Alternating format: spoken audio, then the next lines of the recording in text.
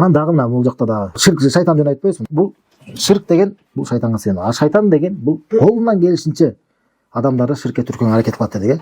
Аллах Таала Кур'ан айтат: "Алама хадалейкум я бани Адам алла та'буду шайтан." Шайтанга сыйынбагыла деп мен силерге осуят кылган эмес белем дейт. Чынында дейт, ал шайтан силер үчүн анык душман дейт. Аллах Таала шайтанды бизге душман деп сыпаттап атат да. Анык душман деп. Айтат: "Ва ани'будуни хаза сиратун мустақим." Жана мага сыйынууну. Шайтанга сыйынбай. Аллах айтпайбы, мен силерге осуят кылбадым, шайтанга сыйынбагыла деп. Аллах кийинки аятта айтып атат, жана мага сыйынгыла деп. Хаза сиратун мустақим деп, мына ушул нерсе туура жол деп айтып атат. Ушул туура жол дейт. Бул Ясин сүрөсү, окуп жүрөсүздөр. Айтат, мына ушул аятта дагы көрсөңөр жанагы ширк бул шайтанга сыйынуу экенин түшүнөбүз да. Аллах айтып атпайбы, мага сыйынууну осуят кылдым дейт. Жана Аллахтын өзүнө гана сыйынуунун карама-каршылыгы ширк турабы? Андан Аллах айтып атат, шайтанга сыйынуу айтып атат да. Шайтанга сыйынуу. Шайтанга сыйынуу. Жана айтып атат, ушул нерсе сиратал мустақим дейт. Туура жол дейт. Көрсөңөр Аллах Таала Кур'анда кайсы бир аяттан өзү кайра тафсирлейт турабы? Мына бул жакта дагы мына биз ар бир намаздарыбыздын рекетинде "Ихдина сиратал мустақим" деп Аллахтан сурап жүрбөйбүзбү? О Аллах Таала бизди туура жолго сал деп. О Аллах Таала бизди түз жолго сал деп турабы? Мына түз жол эмне экенин мына бул аяттан дагы Аллах Таала бизге түшүнүп берип атат. Түз жол бул Аллахка сыйынуу жалгыз өзүнө эле. Жана шайтанга сыйынбоо. Ширктин баарысынан алыс болуу. Көрсөңөр ушул нерсе да түз жол. Хада сиратул мустақим деп Аллах айтат. Мына ушул нерсе ушул түз жол деп атат. Айтат: "Валакад адалла минкум жибиллан касира афлам такуну тaqilun." Шайтан дейт, араңардан көптөгөн адамдарды ал адаштырды дейт. Ал адаштырып ширкке салды. Буга эмнеге силер акыл жүргүзбөйсүңөр дейт субханалла. Демек шайтан биздин душман экен. Шайтан колунан келишинче адамдарды өзү менен бирге тозокко алып кеткиси келет да. Колунан келишинче болгон аракетин кылат. Шайтан деген тозокко барат. Жана бул өзү менен бирге адамдарды ала кетем деп бул ошол үчүн амал кылат да, аракет кылат да. Бул вада берген да, бул Аллах Таала. Мына карасаңыздар, качан Кур'анда да бул тууралуу айтылат. Шайтан качан иблис бейиштен айдалып атканда ал мынтип айтат: "Кала анзир ила яуми юбасун" деген да. Ал айтты дейт шайтан. Аллах Таала мага кайра алар жаралган күнгө чейин мага мөөнөт бер деген да. Мага убакыт бер деген да, отсрочка бер деген да. Ошол күнгө чейин мага убакыт берип тур. Мени тозокко киргизбей тур деген да. Мага убакыт берчи деген да. Дегенде Аллах Таала "Кала иннака минал мундарин" дейт. Ооба, чынында сага мөөнөт берилди деген да. Сураган нерсесин берген. Сураган нерсесин берген. Анан карасаңыздар, субханалла, шайтан бул кандай да? Бул Аллах Таала качан ага Адам алейхиссаламга сажда кыл десе, бардык элер менен бирге, бардык периштелер менен бирге бул сажда кылбай койгон. Аллахка баш ийбей койду турабы? Кийин анан Адам атабызды азгырып бештен чыгармак болду. Анан карасаңыздар, Адам атабыз менен шайтанды салыштырсаңыздар. Адам алейхиссалам жеп алды ошол тыйган нерседен турабы? Тыйган нерседен бештен жеп алды. Андан кийин эмне кылды? Андан кийин тобо кылды. Аллахтан кечирим сурады. Жалбарып Аллахка кайрылды. Айтат: "Роббана заламна анфусана" дейт. Аллах Таала биз өзүбүзгө зулумдук кылып койдук деп айтат. "Ва иллам тагфир лана ва тархамна" дейт. Эгерде сен бизди кечирип, бизге райым кылбасаң, ланакунанна минал хасирин, биз сөзсүз зыян тартуучулардан болуп калабыз деп Аллахка жалбарып кайрылган да. Кур'анда ушинтип айткан деп келет да. Өстөрү жанагы Мухаммад үчүн кечир деген нерсе бул жалган да. Айтып айткан эмес да. Кээ бир ушинтип айтат да. Мухаммад үчүн кечир дегенден анан Аллах Таала кечирген бул жалган. Имам Захаби деген чоң улуу алым бул хадис жалган деп айткан. Мына айтып айткан сөзү мына Кур'анда келет. Адам алейхиссалам карасаңыздар, күнөө кылды. Күнөө кылгандан кийин Аллахка кантип кайрылды? Бизди кечирбесең, бизге райым кылбасаң, биз сөзсүз зыян тартуучулардан болуп калабыз. Биз өзүбүзгө зулумдук кылып койдук деп Аллахка жалбарып кайрылган. Аллах Таала эмне? Аллах Таала кечиримдүү зат да. Аллах Таала мейирмдүү зат. Аны кечирип койгон. Аллах Таала аны кечирди. Иблис карасаңыздар, субханалла, шайтан күнөө кылды. Аллахка баш ийбей койду. Ал кайра Аллахтан кечирим сурамак турсун. Өзүнүн ошол адашканын кайра моюнга алып, Аллахтан кайра кечирим сурап, Адам алейхиссаламдай болуп, ушунткенин ордуна кайра талашып тартышып туруп алды да. Көкбеттен туруп алды да. Кайра айтты: "Ана хайрым минху" деп. Мен андан жакшыраак сажда кылбай койду да. Неге сажда кылбайсың деп баш ийбей койгон аз келгенсип, кайра андан кийин туруп алды. Мен андан жакшыраакмын деп.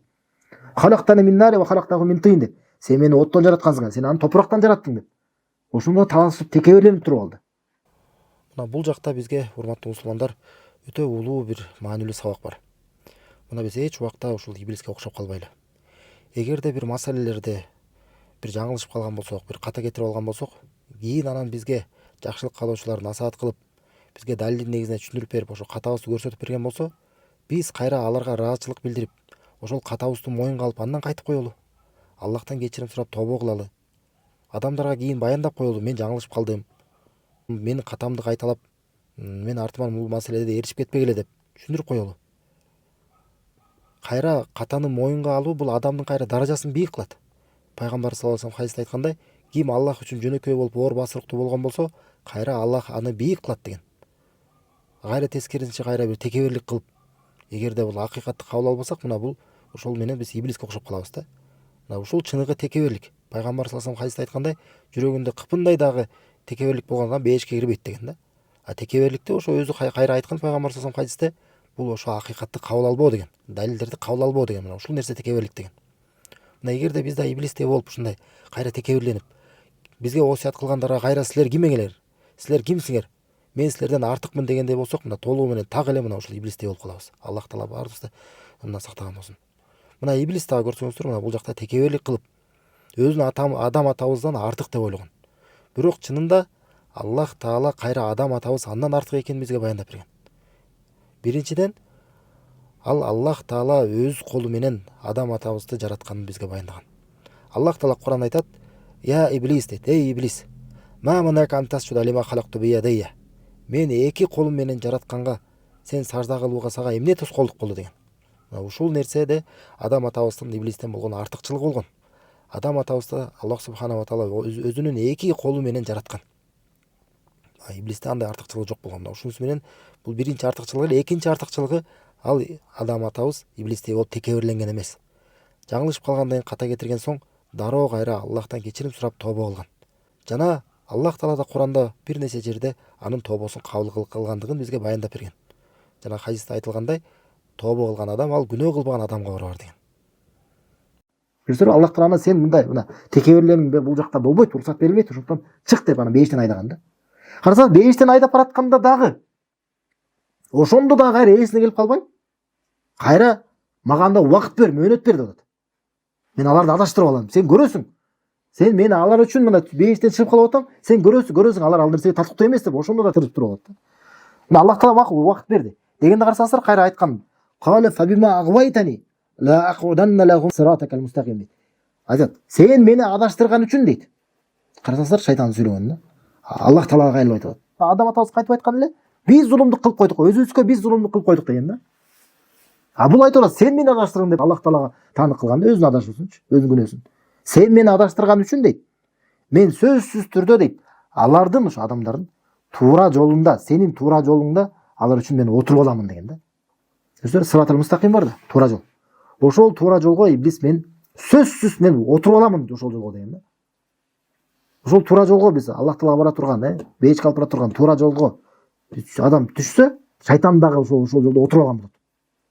Эми отуруп алып эмне кылат? Айтат: "Сумма ла атияннахум мин бейни айдихим ва мин халфихим ва ан айманихим ва ан шамалихим ва ла таджиду аксарахум шакирин" дейт. Жана мен аларга сөзсүз түрдө алардын алдынан келемин дейт. Шайтан айтты, иблис айтып атат. Алардын артынан келемин. Алардын оң жагынан жана сол жагынан да келип турам дейт. Ошол адам туура жолго түшсө дагы, шайтан ошол жолго отуруп алып, болгон жагынан адамга келип турат. Жана алардын көпчүлүгүн дейт. Адамдардын көпчүлүгүн сен шүгүр келтирген абалда таппайсың дейт. Көрсөтөр, бул эң биринчи бул ширкке түртөт да. Эң биринчи тозок алып бара турган нерсе ширк да. Көрсөтөр, колунан келишинче ширкке түргөн аракет кылат. Алдыдан келет, арттан келет, оңдон солдо болгон аракетин жүргүзөт. Мына бул шайтандын адамдарды ширкке түрткөн бир аракеттердин бири, бул мисал катарда биз биле алышыбыз керек да. Бул ушул адамдардын көзүнө бул ширкти бир жөнөкөй эле, бир жеңил эле нерсе кылып көрсөтүп койгондугу да. Ушундай ыкма менен дагы адамдарды ширкке түртөт.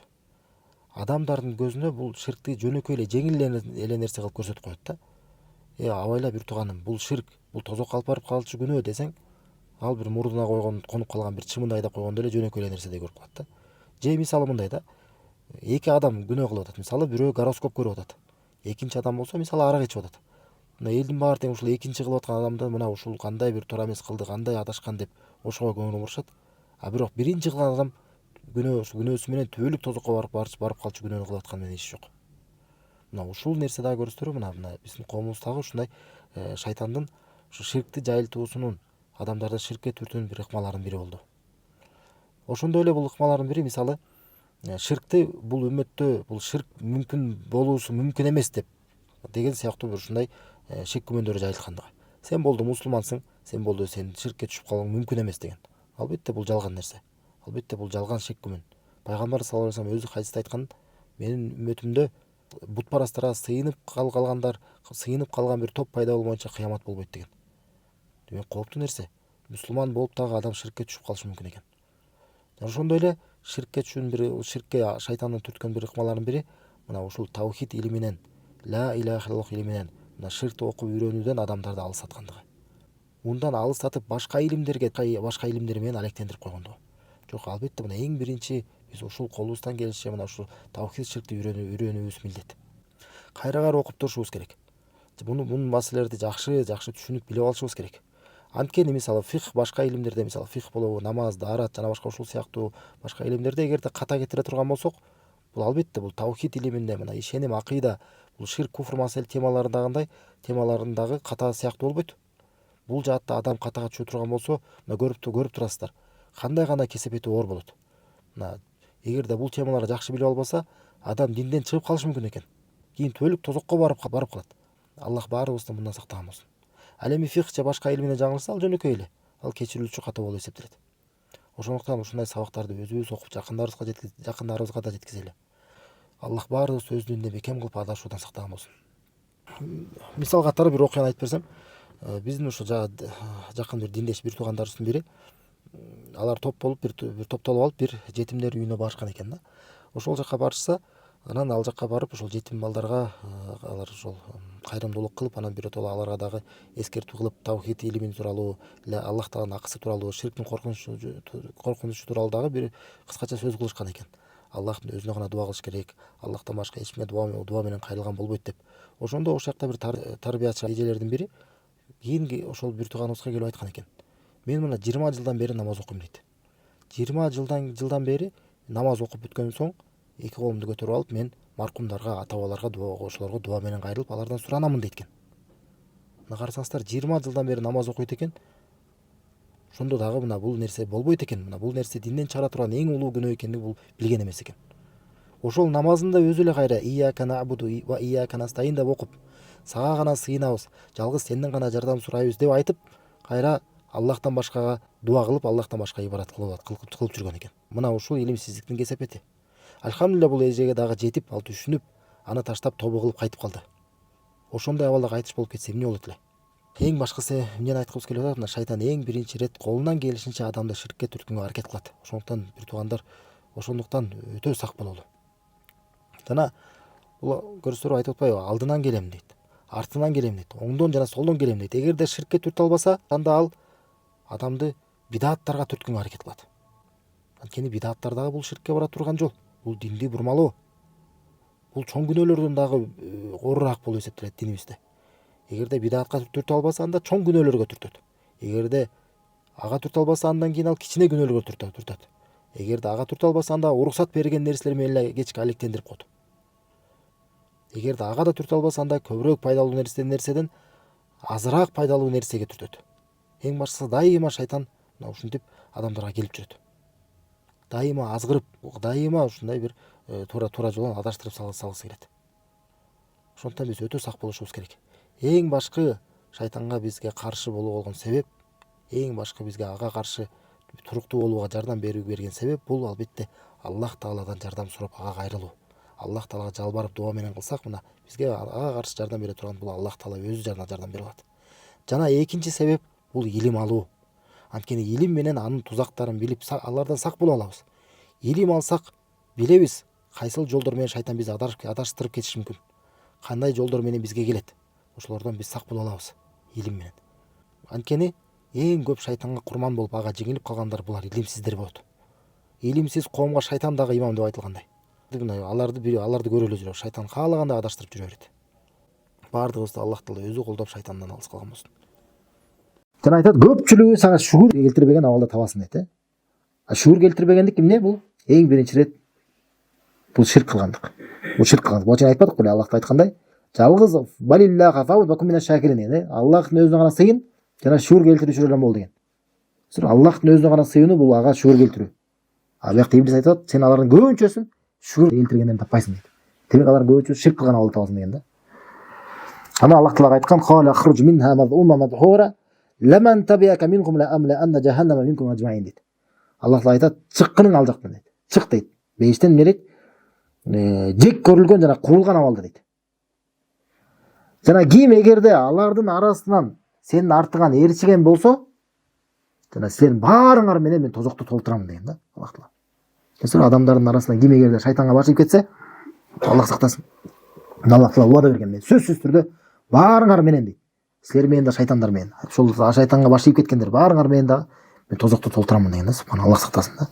Баарысы мындан Аллах Таала сактаган болсун. Демек көрүсүңөр мына чыныгы адамзаттын душманы бул шайтан да. Бул шайтан. Жана душман дегенден кийин, карасаңыздар, адам өзүнүн душманы менен достошуп алабы?